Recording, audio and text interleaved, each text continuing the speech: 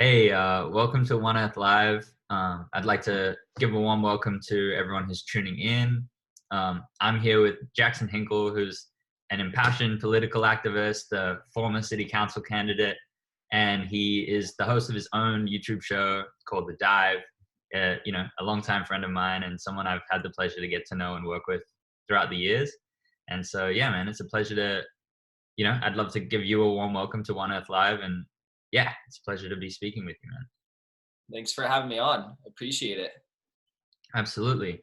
Yeah, so I've been, invited to kind of open up the conversation around what this time means for us collectively and as young people working on, things that we're passionate about and, out here trying to affect positive change. So yeah, I'd like to start the conversation off just kind of, tell us a little bit about what you've been working on, what you've been focused on throughout this last few months as this, crazy global pandemic has been transpiring.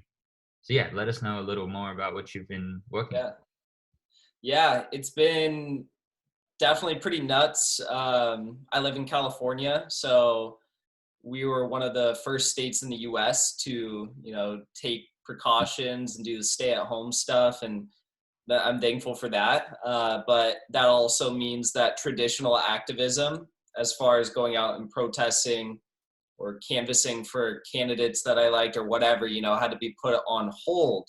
So, and you can't do meetings, you can't do any of that stuff, as we all know. So it was kind of a really beautiful timing for me because I had just started at the beginning of all of this. I had just started a independent online media outlet from a YouTube channel that I call The Dive, where I talk about politics, news, and I bring on people who I think are inspiring or, candidates for public office who I think are leading in the right direction. And we talk about what's going on, what they're doing, the news of the day, and, stuff like this. So it's been pretty cool timing because now that everyone's trapped at home on their computer, it makes for a good viewership and a lot of people tuning in for good discussions, and people are available for those discussions. So it's been a lot of fun, and I think it's made the transition quite easy for me in the midst of all of this. Yeah, it's really good feeling to have something to focus your energy on. I feel like I have something similar here with the One Earth Live interviews and being able to have these conversations. Yeah, how have you been adapting your model to work through COVID as far as hosting interviews and like speaking with guests and stuff? Have you been doing it over Zoom or what? Yeah, so definitely like pretty much all over Zoom. The first I remember, like the first I heard about COVID was like right before I went on a trip with my girlfriend up to San Francisco, and we had kind of heard about coronavirus and like it was starting to make its way into the airwaves in the U.S. And that week was the last in-person interview I did, and it was with Congresswoman and at the time presidential candidate Tulsi Gabbard. And we talked about a lot of stuff. And then from there on out, everything I've done has been with, various candidates and movement organizers and people who didn't even really weren't doing what they were doing before coronavirus. Like we had on just 2 weeks ago, we had on the show Chris Smalls, who's leading the Amazon strike, international Amazon strike.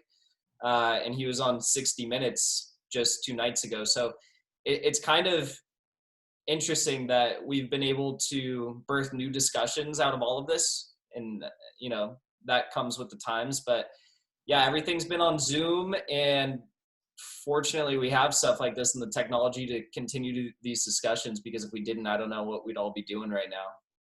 Yeah, it's so important at this time that we like innovate and iterate on ways to stay connected and stay social, because I feel like for so many people this represents huge challenges to their health, to their communities, and also to their mental health and staying positive and connected. I think yeah, it's interesting to see all the ways that people are innovating, like this festival, like what you're talking about.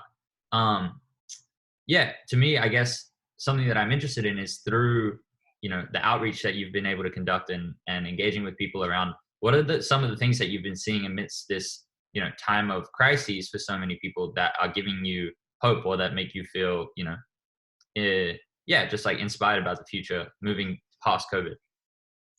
Yeah, I think one of the biggest things that we've all been able to reflect on, at least in my community, as far as like politics goes, is the fact that we all deserve a lot more as humans. We all deserve, especially in the U.S., as far as social programs and making sure that we have access to good health and make sure that we have enough money to keep a roof over our head and food on our plate each night. And I think that's allowed us to this time, and having these conversations has allowed us to have those discussions and say, what are the things that we think we should be entitled to as humans in this country, as American citizens or people living here, and how do we do that?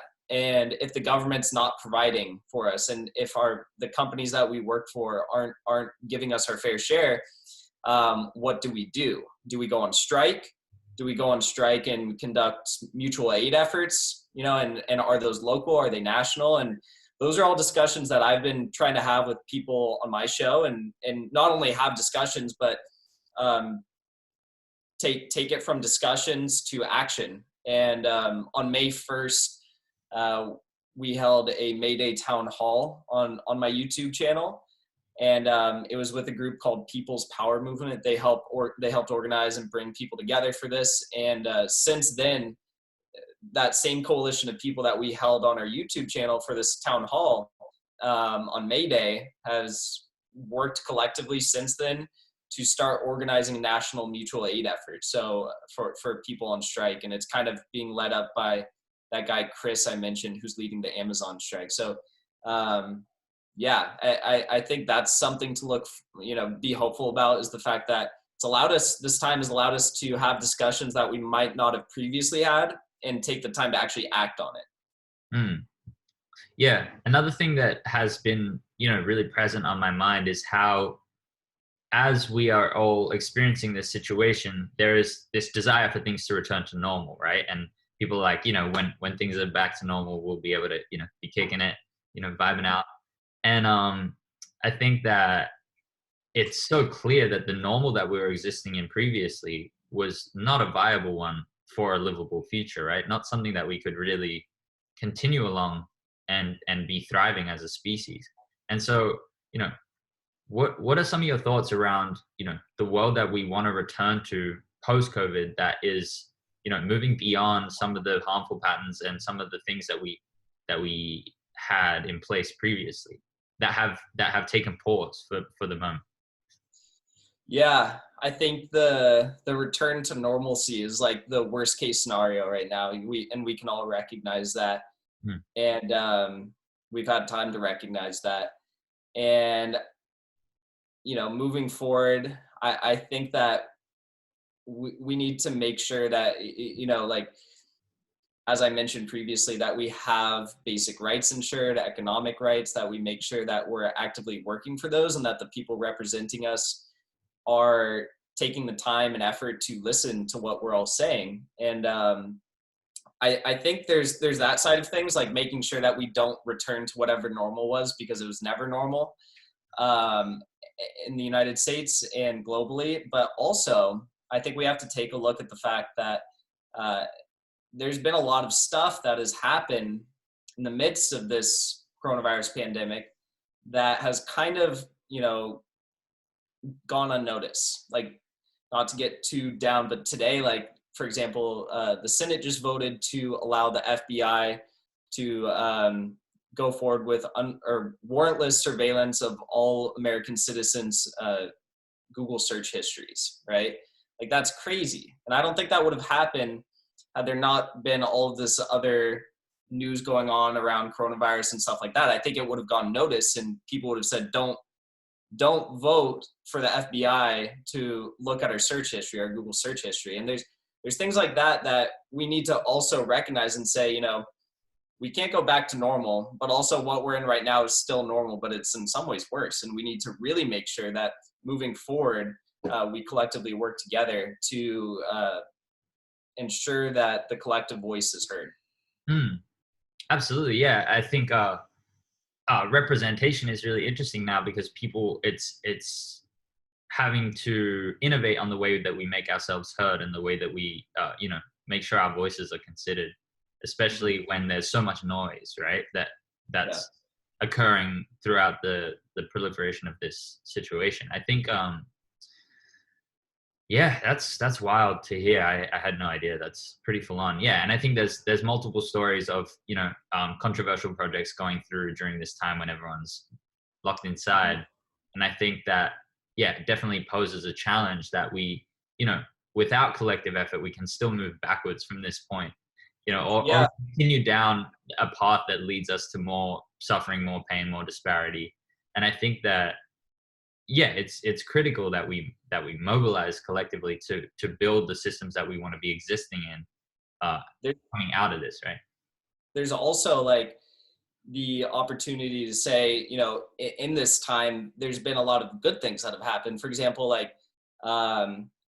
just yesterday, I saw Twitter CEO Jack Dorsey put out a statement that all his employees for however long into the future, an indefinite period, can work from home.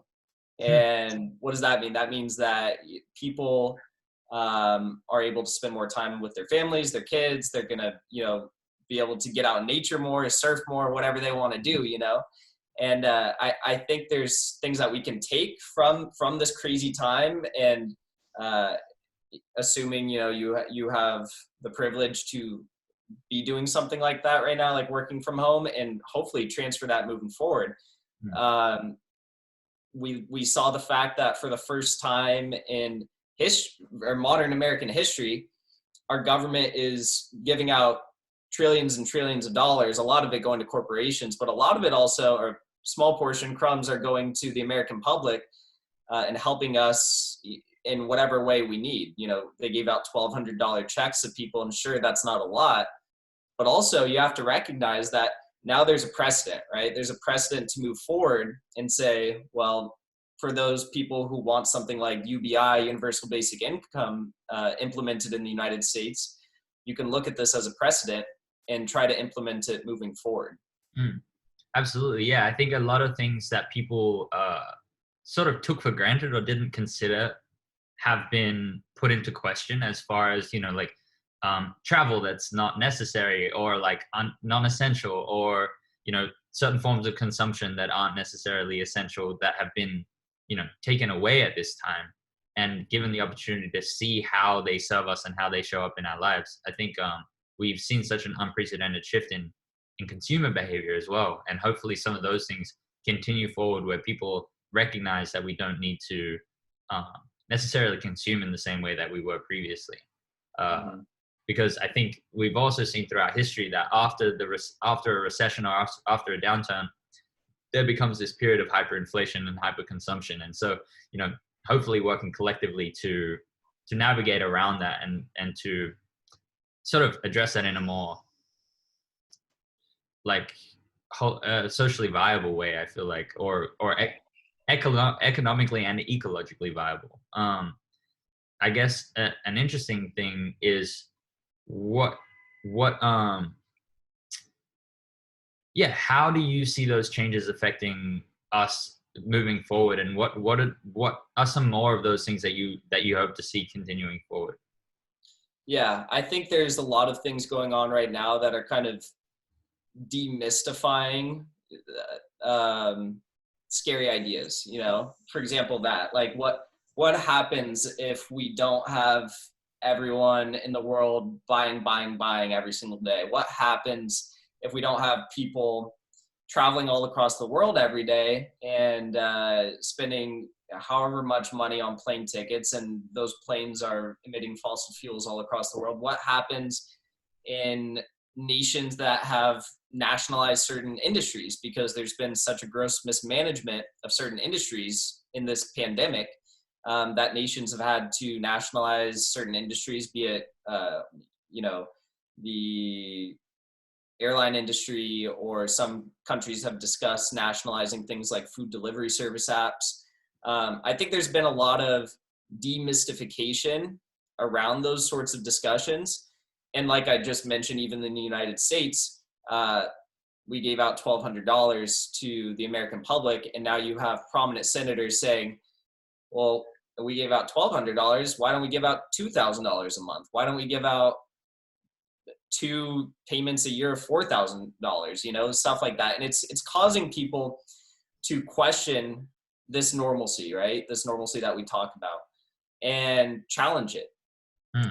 And I think that moving forward, there's just going to be more and more things that we continue to challenge. And I don't see it being a bad thing. I think some people do. I think the people in power and the elite do. But I think for a lot of us, you know, it's going to be a good thing and something that we see as fruitful moving forward. For sure. Yeah, I think a big one is that I've been thinking about is like the non-necessary travel and how that's been really affected, especially in my own life, someone who travels a lot, just like reflecting on those patterns in my own behavior.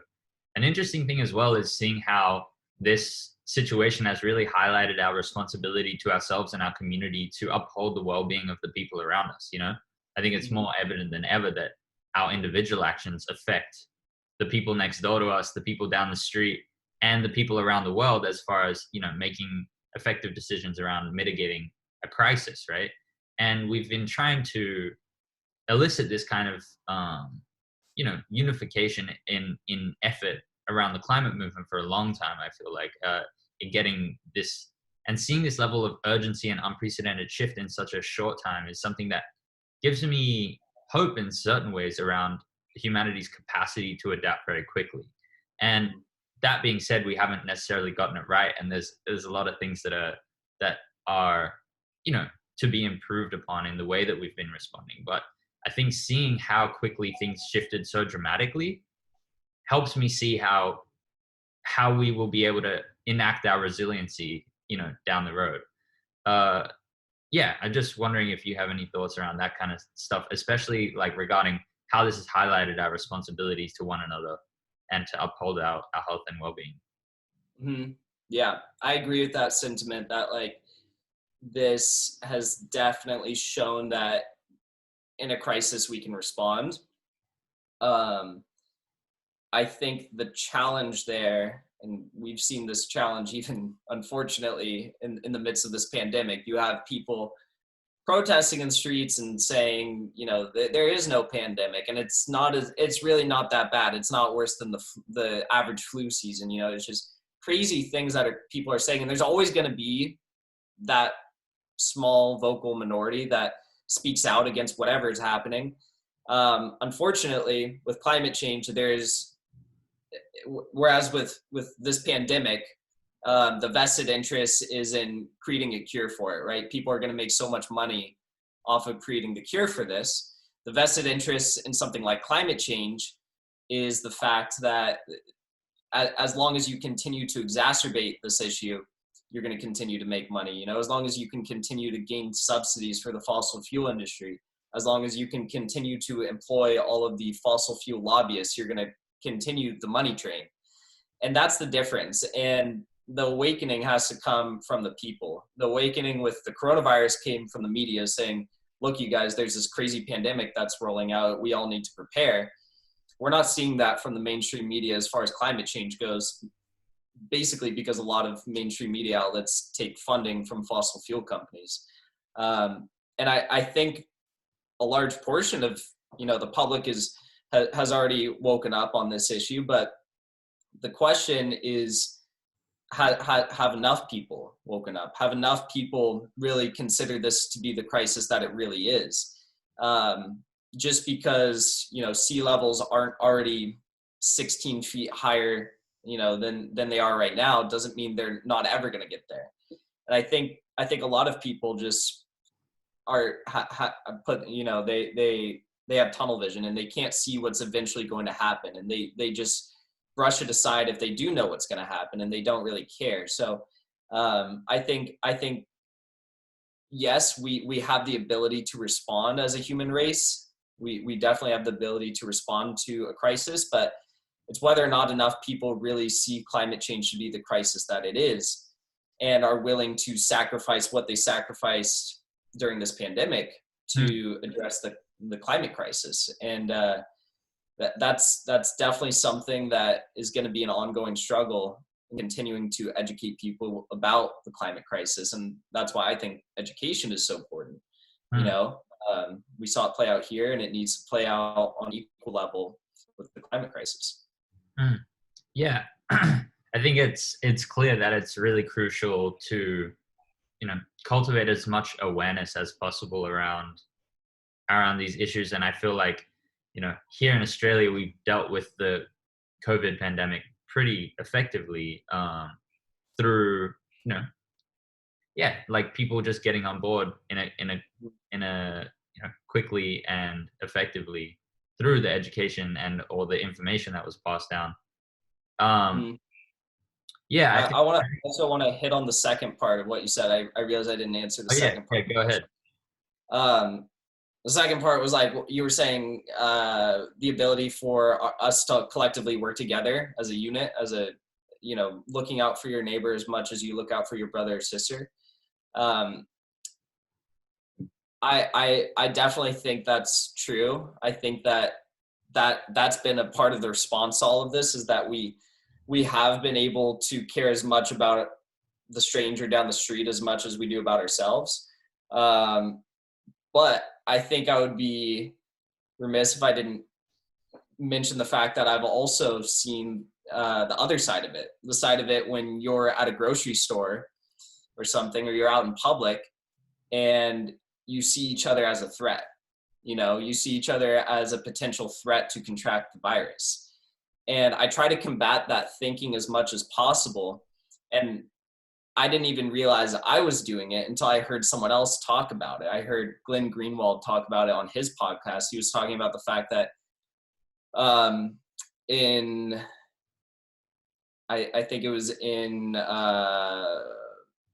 Chile right now. They were going through such crazy protests, and it was such a unified group of the working class protesting against the corrupt government, the Chilean government.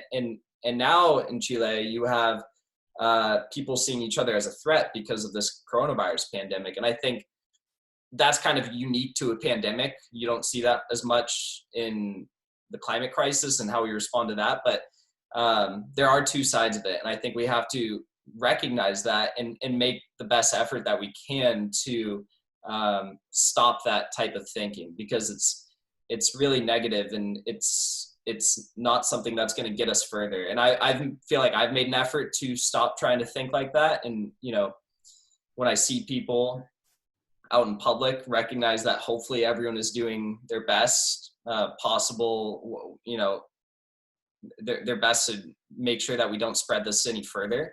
But that is something that I think needs to be taken into account. Yeah, absolutely. And I think with this situation, there is these massive, you know, sides that have emerged. I've felt definitely like an exacerbation of the side of the, you know, the struggle between different aspects of myself, and also seeing that, you know, culturally. And it's really interesting. And I think, like, personally, really been navigating that process of reflecting the things that don't serve me, and, you know, having the courage to face them. And I think that we need to enact a similar process collectively so that we can, you know, really address the things that aren't serving us, and sit with them in a way that's compassionate and understanding, and work through them, you know. And, you know, part of my curiosity comes up around, like, you know, you're telling that anecdote about your own process there, and like, what are some of the ways you've been dealing with this personally, and, you know, navigating the whole experience of existing at this time? Yeah, it's been lonely at times, and other times it's been like, you know, spending so much time with my partner who I love. But like it's interesting because you really only see like one or two people, whoever you've formed your bubble with, if you are fortunate and privileged enough to have people to spend time with. A lot of people are just alone. But yeah, I'm also like, for the first time in my adult life, I'm currently unemployed. And I think there's millions of people all across the US at least that can say they're in the same boat. And I think if there's one thing that has been most beautiful throughout this whole crazy, disastrous time in world history, is the fact that I've seen so many people doing such creative things and exploring their creativity. People who I didn't even think were that creative, I see friends doing stuff and I'm like, wow, that's really cool. But it's because we have the time to do it. I wouldn't be able to do as much as I'm doing with my YouTube channel and my show if I didn't have the time to do it right now. And if I was working 40 hours a week, you know, I wouldn't have the time to do it. And I think that's been nurturing and therapeutic for a lot of people, you know, being able to sit with your thoughts and getting back to what we were talking about at the beginning, having these discussions about these issues and trying to find the best path forward once we get out of this, you know? And yeah, I think creativity is super important, and also being able to appreciate other people's creativity. But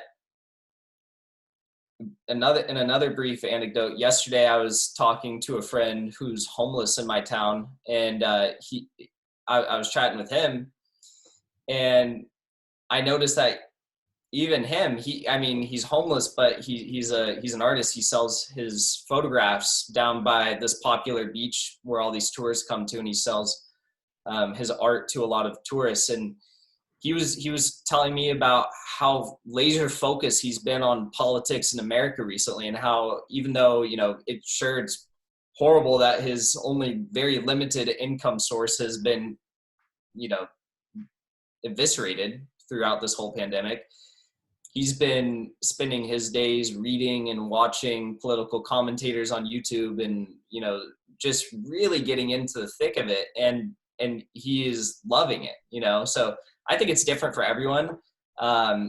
And whether those connections we're making and the things that we're appreciating are virtual or in person, we have the time to do it. And there is a lot of beauty that's come out of this. Yeah. And I feel like we're being called collectively to tap into that resiliency in our own spirits that can help us create beauty in a time of chaos and of challenges, you know? And I think that highlighting that quality of the human spirit is something that's really important during this time, right? Is like, you know, tapping into how we do cultivate that resiliency in ourselves. And I was talking to, you know, a lot of my other friends who I've had the pleasure to speak with on this sort of platform have been talking about, you know, how cultivating presence and creativity and inspiration has been so crucial to them staying positive and staying, you know, healthy throughout this period.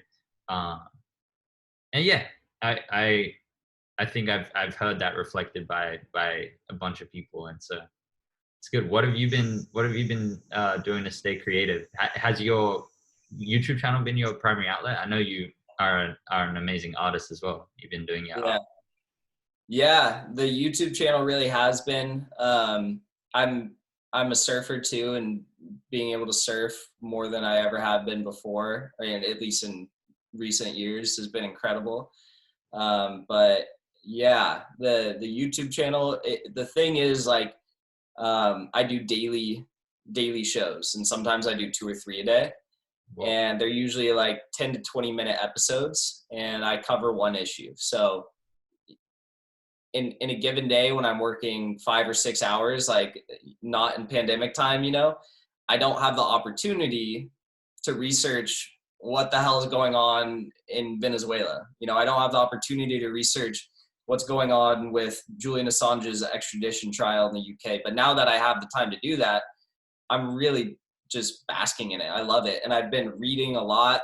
I've gone through too many books throughout this whole period, but it's been incredible. And yeah, I really digging into history, which is something I love, and looking at the side of history that doesn't usually get told. I'll show you. I've been reading, probably a lot of the people watching this are woke and have read it, but People's History of the United States. It's basically everything they don't teach you in high school US class, and it's been really cool to learn and understand, like, as a white person, what so many people's family lineage have had to go through, and also understanding working class struggles in United States history. So all of that, I could go on for hours. It's all super interesting to me, and I've been able to dive into it, which has been really fun.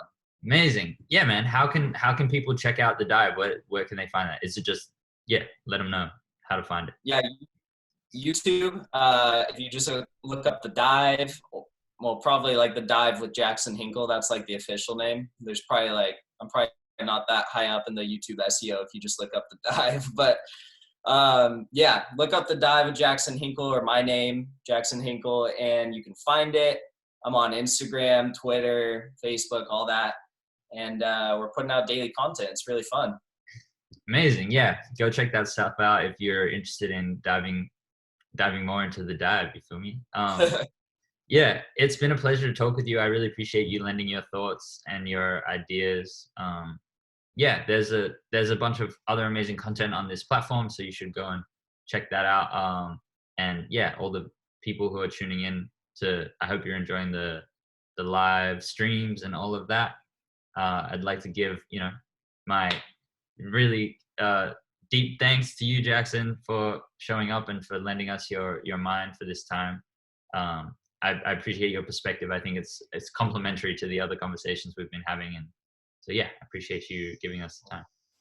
Thank you, bro. Thank you for hosting this space and giving your time to this. And I look forward to watching your other discussions with all the homies and the leaders. So thank you for everything you're doing. Yeah, absolutely. I look forward to working more together in the future, man. All right, bro. Peace.